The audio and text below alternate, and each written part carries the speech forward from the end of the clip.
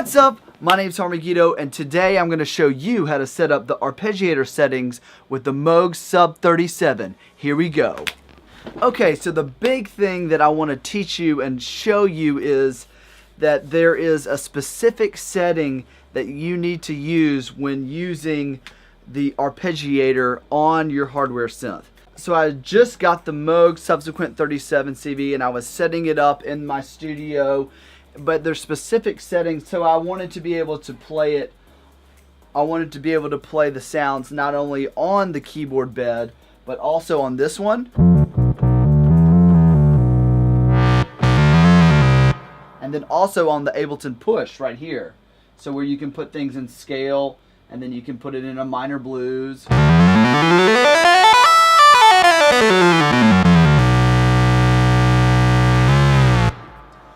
But I also wanted to play it on here too.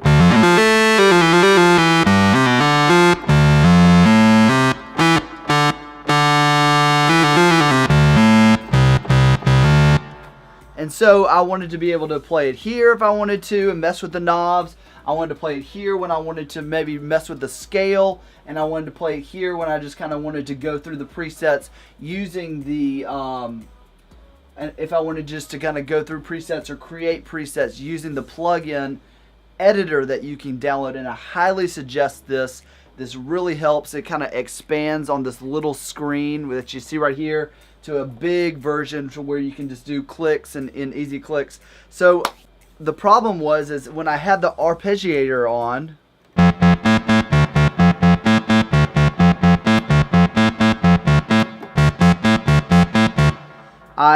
let's see, I'm gonna put it on to what the default was. So the factory default for the Subsequent 37, for the Sub 37, had the Arpeggiator set. There's a setting inside the program for the it's called the sequence options, and under the MIDI output you can either select sequence or keys. Now that's a very, very important distinction, because I can hold down the keys right here, and in Ableton Live, if I hold down the keys on this,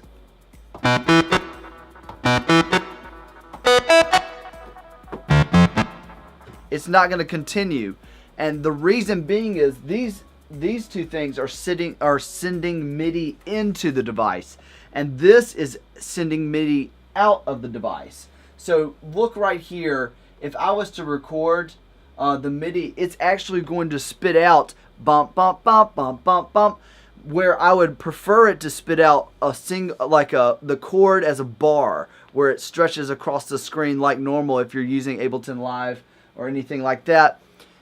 If you're ever using an Arpeggiator, typically you're going to hold down a chord and it's going to scroll through, it's going to cycle through that chord, those notes. So if I was to record this right now, let's see.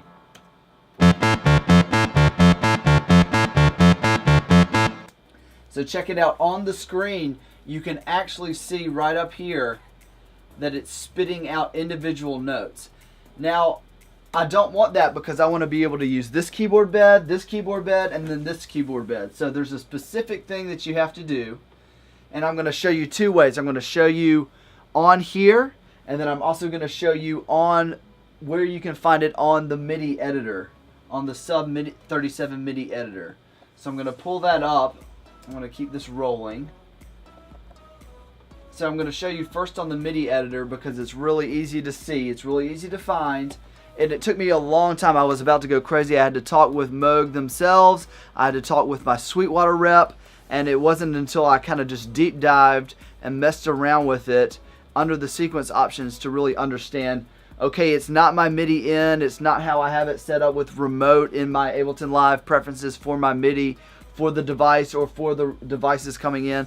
Those were all set up correctly, and I did, and you can see how to set that up correctly in a previous video I did on the Sub 37 on how to set up analog synthesizer, and I go through that in detail. So if you want to check that out, please do. So this is extremely important. This this setting right here, when you open up your MIDI editor, as you can see right here, you're going to click on Setup. Typically you're going to see it like this. I think this is the default page.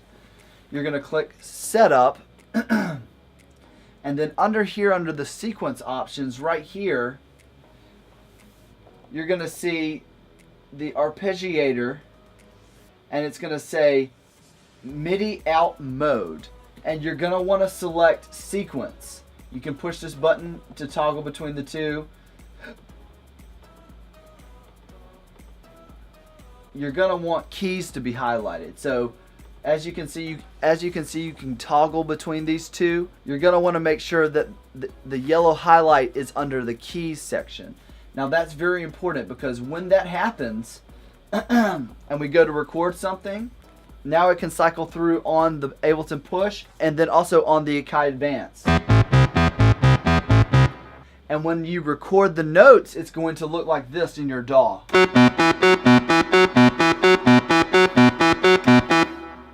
So check that out. So let's just move that right here, and we'll create, just kind of put the notes through the entire sequence right there. So you can see right there, it's just one solid bar of 3 notes, of MIDI notes that stretch all across. Now when we press play,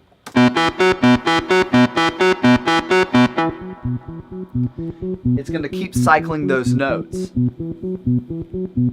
Now, another important feature to note about the Arpeggiator section,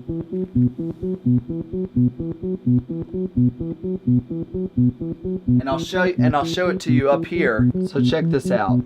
You're going to want to make sure that these settings are set correctly. I'm just going to stop that for right now. You're going to want to make sure that you have the ARP on. And then also you're going to want to make sure that you click the sync button, and that's going to sync your tempo. And what that's going to do to this knob now is, now when we press the note, when we press play, it changes the note structure from whether it's a half note, a 16th note, an 8th note, and it'll just cycle through like that. And then also right here you can change the pattern, and then you can also increase how much it scrolls through different octaves of the same chord. So that's important. So let me show you right here, if we can look right here for a second. Okay, so if you wanted to change that setting from the Moog itself, pretend like you're on a preset. We'll just get out and go to this preset. So what you're going to do is you're going to go here and you're going to click Global, and then you're going to go through your options.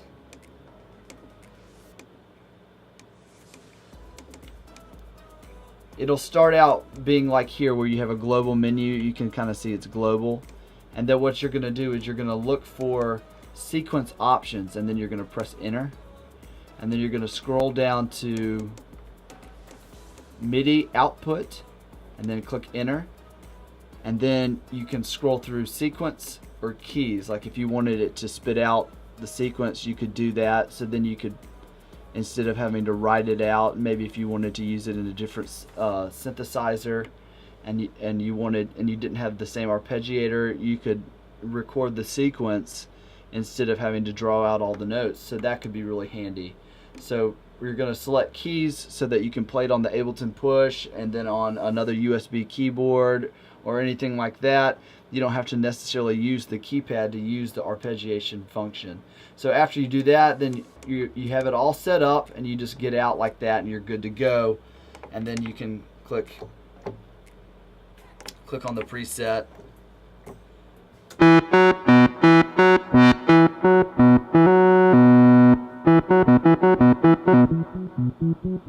Ta-da! And it's synced.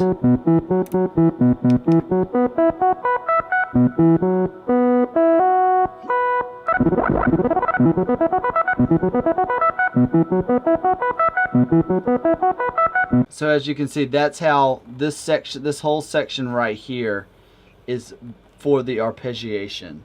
And it will control, so you can basically invert, just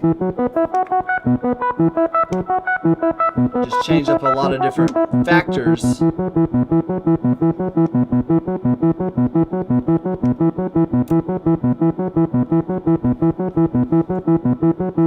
Like I'm just going to hold down a note, like let's say we wanted to latch down a sequence.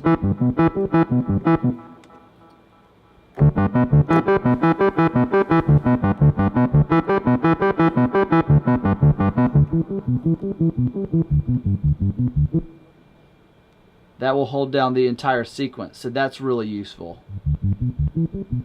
So that way you can mess around with the knobs, you can transform the sound,